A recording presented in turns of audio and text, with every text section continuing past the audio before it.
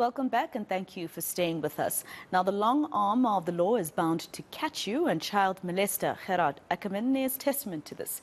He's been found guilty on numerous counts of rape, human trafficking, sexual assault and the distribution of child pornography. The 52-year-old faced over 700 charges, now calls mounting for the convicted child sex trafficker to get a harsh sentence.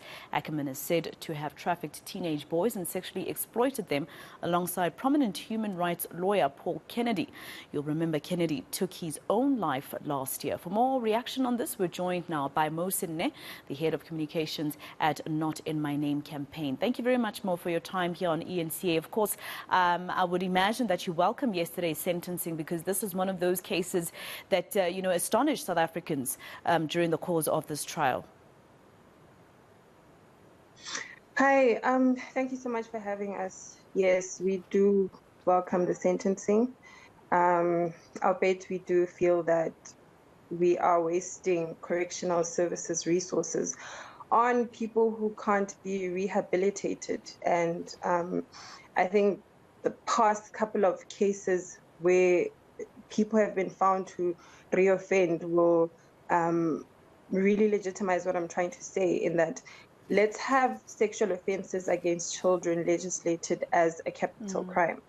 There are certain people who cannot be rehabilitated, and us trying to, and I'm saying this as a psychology graduate, we are supposed to see that people can be rehabilitated, people can change if we put in certain measures, but people like Ackerman do not deserve that leniency that we give to normal human beings. And Mo, I mean, looking at, especially what you've just said now in terms of, people being able to change, etc. And as a person who studied psychology, what do you think about the fact that he has shown no remorse and he still, to this day, is saying he did nothing wrong? What would you say he deserves in terms of his sentencing today?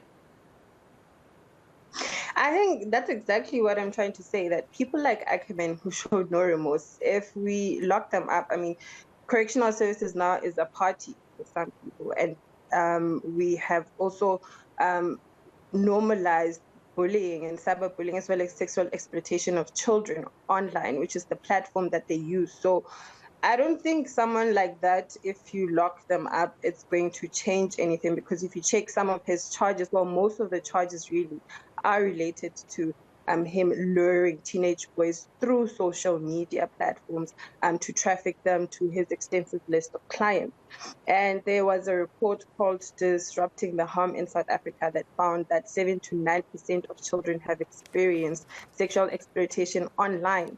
So if correctional services and justice system is the way that it is, and we want people who show no remorse to be locked up, I don't think that's going to help. So people like Ackerman deserve the death penalty. We need to bring that back. We're not going to waste resources on further trying to capacitate people to be hardened criminals that are just going to be sent back into society. Even if his sentencing is like at a period where he'll probably die in prison, we are wasting resources on such people. So we need to be very punitive in the way that we punish people, especially those that want to violate the integrity, the bodily integrity of children. Yeah. We can't have any kind of excuses relating to that. I have to then ask you this question. You say impunitive punishment for people such as Gerhard Ackerman. These are the types of cases, I don't know if you'd agree, that these are the types of cases that bring back the conversation and debate around a death penalty. I mean, 700 charges, the youngest child being just 11 years old, and a person who's shown no remorse and who still says they've done nothing wrong. Yeah. So I think if we continue trying to rehabilitate people and we don't even have the correct measures to do that, like I said, most of perpetrators, especially around GBV and sexual offenses, are reoffenders. And if we want to send out a strong message to these perpetrators, then we have to bring back the death penalty. We are coddling perpetrators. Even now, the questions that are going to come after this will be, what about if this happens? There's so much whataboutism that we can't see who is actually the victim here. We have a constitution that protects the perpetrator first before even the victim. And that's why some of the arguments around the death penalty are around the fact that we will be limiting someone's right. Everybody has the right to life.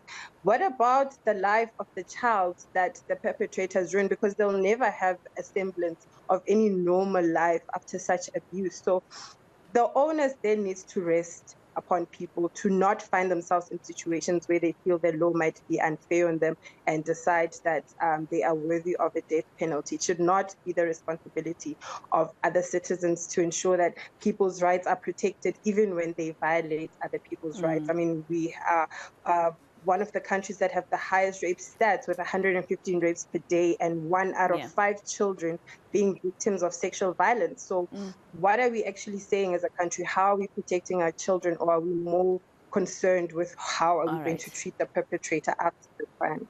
All right. Well, thank you very much. Some people would say the debate also goes on to say, how many people are in jail having done nothing in South African prisons. But thank you very much for your time. Mo Senne, the head of communications at Not In My Name campaign.